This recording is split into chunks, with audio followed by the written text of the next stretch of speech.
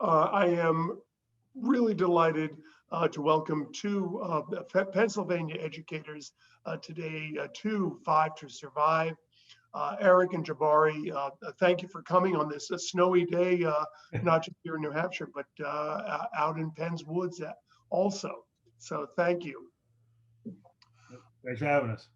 The first question, and I'm just going to read for a second. As I talk about in the book, every state has standards for physical education, and Iowa was the only state that did not. And then in 2019, they finally added it.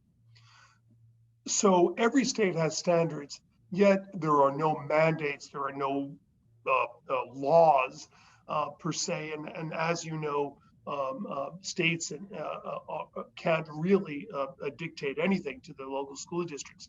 But this is what Pennsylvania says.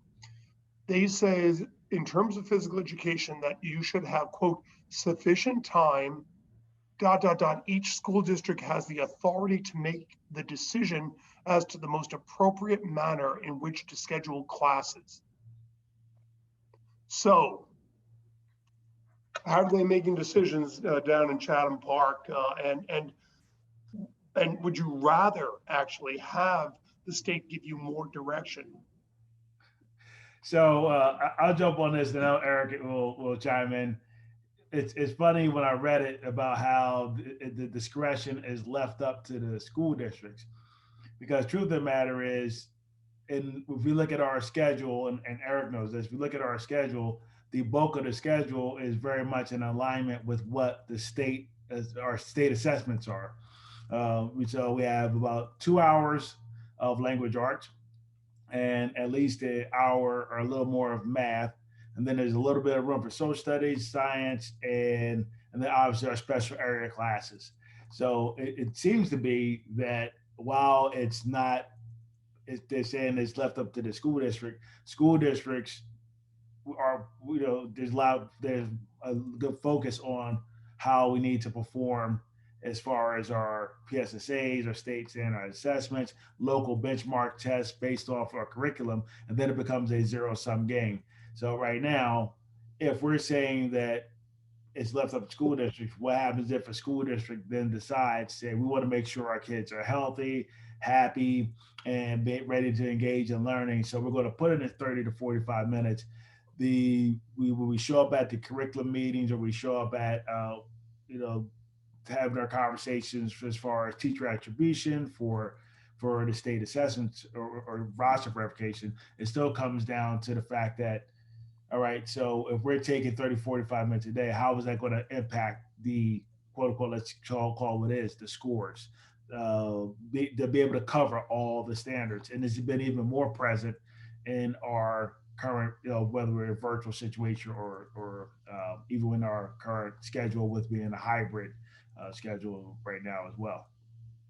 Jabari, can I just ask, how much of this came down from No Child Left Behind, or from some of the standards that the Obama administration, Arne Duncan, the Secretary of Education, how much of that do you think came from the federal government as opposed to the state government?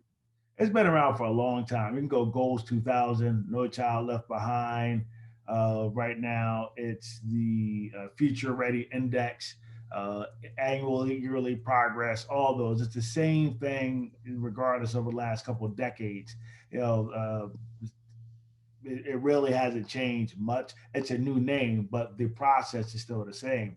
You from April, and I'm not going to say that each school, every teacher is doing everything they can to teach the curriculum, make sure students are learning, having meaningful learning experiences. But on the externally, when it comes down to it, there's still the preparation for each year, whatever the state mandate is, their state standards. I've only been on one school district and that was in New Jersey, where the school district had not only the state standards, but they outlined their own benchmarks for that particular district.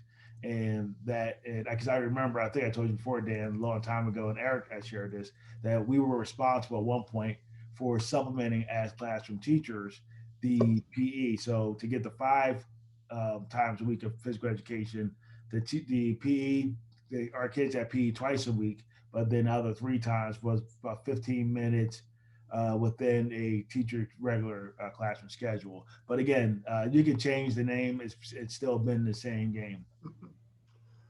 Eric, the other thing they say in the standards is that at the end of grades 3 and 6 and 9 and 12, I think, but in the elementary years, there is some kind of assessment done. Does that happen in real life? And do they give you guidelines for that? And what happens if a child doesn't meet the assessment standards? Well, so I could tell you that we our grading system's based on a participation, effort, and cooperation. There's no standards necessarily on the report cards.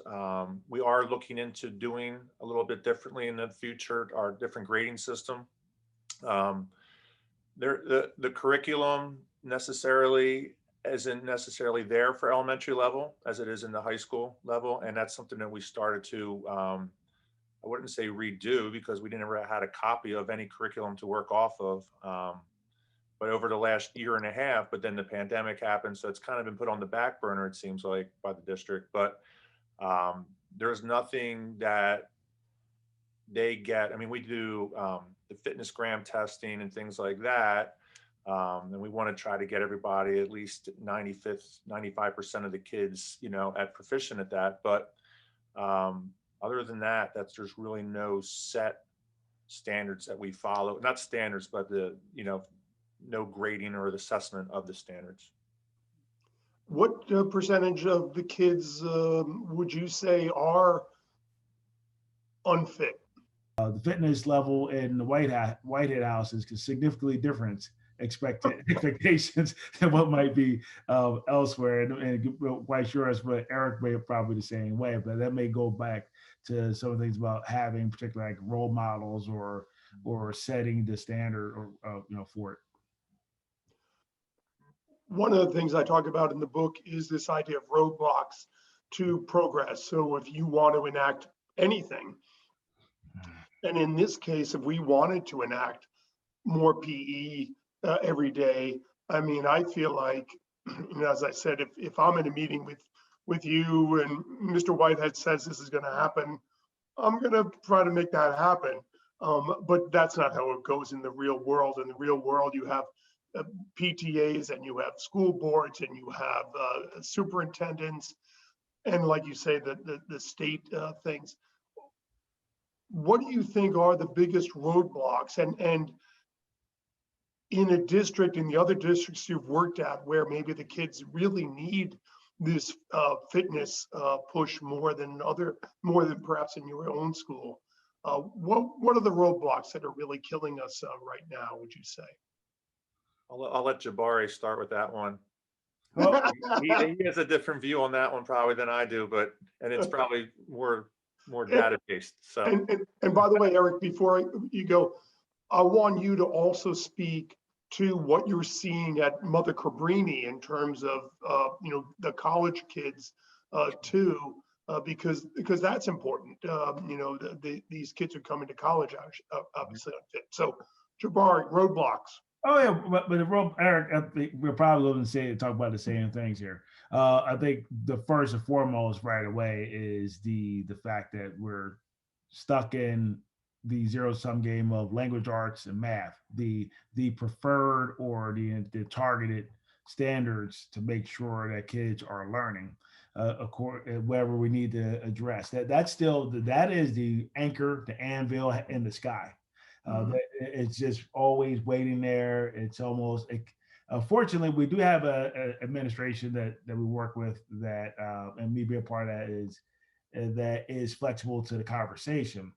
However, I firmly believe that your budget identifies where your values are. And if we don't have a curriculum supervisor right at this time for physical education, we don't have a great dedication to it. And a lot of times, if you see about our special areas classes, some of those things, it'll be almost an afterthought, put on the back burner. And whether it's intended or unintentional, but it's something that definitely presents itself as a hurdle. I won't say parents because, truthfully, I think the community will follow the values you set in place. What your belief system is. We do have a great buy-in. We have a very active community. But we can only speak for. I'll speak for this place. Yeah, I don't think I've been in a district, and I've worked in 3 states, two of them as administrator. But I don't think I've been a place where parents ever complained that kids were getting too much activity. Uh, it rarely ever here's the matter of fact. I remember being a middle school administrator, a 7th, 8th grade principal in Pennsylvania, and the kids they used to have to come to school for after school detention. Well, it was a waste of time for them to just sit there and be staring at me if they had to be there. So I literally would call their parents and ask the parents, could I put them through a workout?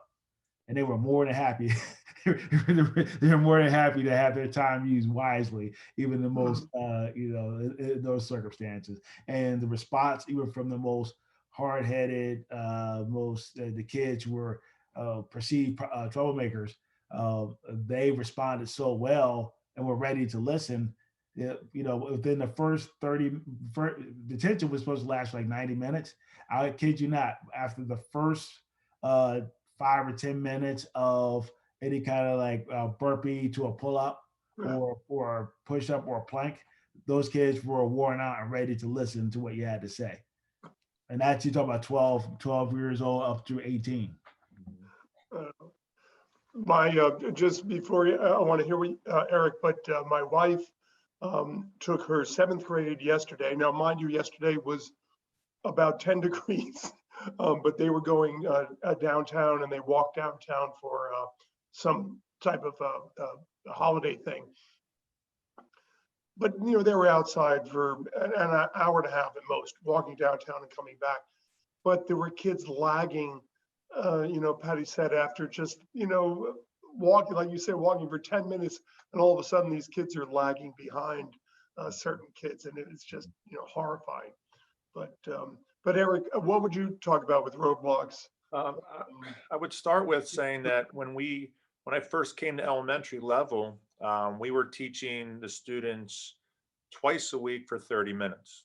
So each day would be 30 minutes of PE. So along you're trying to get to your 5 days a week. If you're looking at that, it would be time, right? So there's not enough time in the schedule to have these kids do their other specials. Now, if you want to knock a couple other specials out, I'm always, okay with that, get the kids in more. But now we're once a week at 60 minutes. Wow.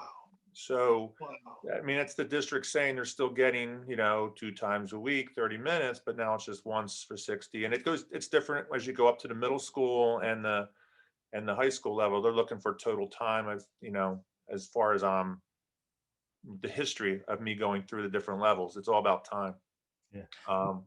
I would say that if the community came together and said, hey, we want more physical education time, more options, more things, I think that would be a big factor into us getting that. I want to add on to what Eric said too. Eric is saying with we go, Eric and I talk about special area teachers knows that part of the special area classes is allowing planning time for teachers.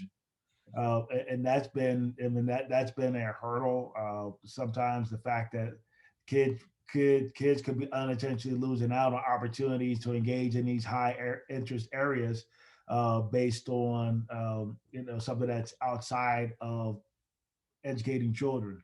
Not that the teachers definitely need planning time, but there has to be other ways to find planning time without losing out on this piece.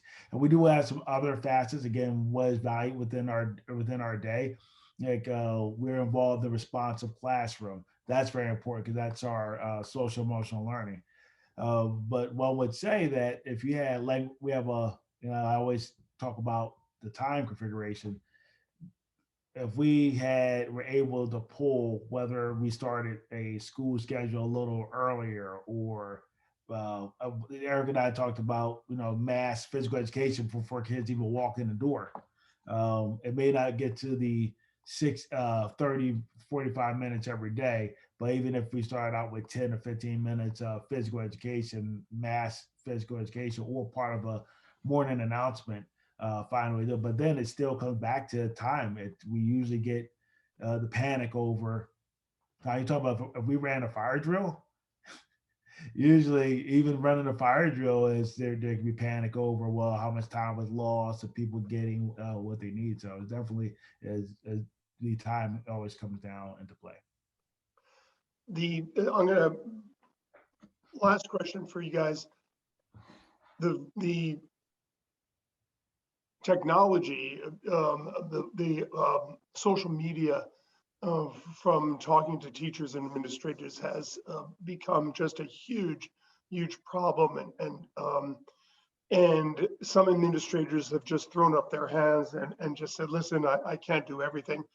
We have one teacher, one gym teacher quoted in the book, she would be checking under kids' beanies under their hats because the kids would have earphones in them.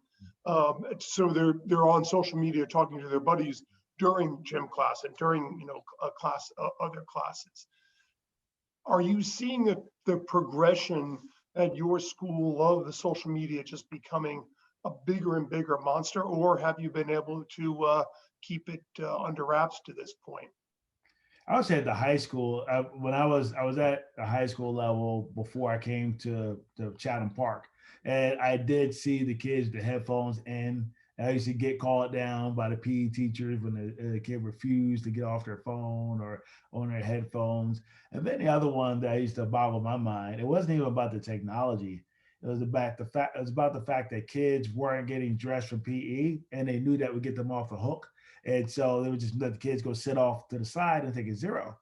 I always found the fix was, at the very minimum, if those kids had to take a walk laps in their clothes and they start to sweat a little bit, they know they can't get off the hook because they will have to keep moving. But sometimes it's like it's been almost easier not to put up with that, give them a zero, sit off to the side. Well, you give me exactly what I want. I want to be active anyway. That's why I dress like this for it. But at the high school level, I saw it much more. But then you have different tier level classes. Like the PE major courses at the high school level was, you had to be almost invited or assigned that class. It wasn't something that everybody was in. And that was basically almost hierarchy of majority of your athletes in the school ended up in those courses. And then there was like the lower level course. But I must say at the high school level, it definitely got much more creative in naming the courses, different styles of courses and facilities. But elementary, Eric speak to that because he definitely know more. I don't think it's a social media piece for us. Yeah, no, I mean, I've noticed in the last 10 years, the last 2 years, more cell phones coming into school for elementary school kids, which is kind of crazy. But, parents want to be able to get a hold of their kids all the time. So that opens up the apps and that opens up the games on their phone. You bring up a point that at my webinars that we've done for the book, I have been that Luddite who doesn't see any or very little positive aspects of the technology, and people have pointed out that I have to move on a little bit off that. So thank you for saying that. Well, guys, we obviously could talk for a long time about these things, but I can't thank you enough. I hope that things will continue going well with your kids, because again, I feel like the forces of Apple and McDonald's and these other things are just making kids' lives so much harder in 2021 and beyond. So keep up fighting the good fight, and thank you so much for being on 5 to Survive. Thank you. Thanks for having us. Great to see you guys. Thank you.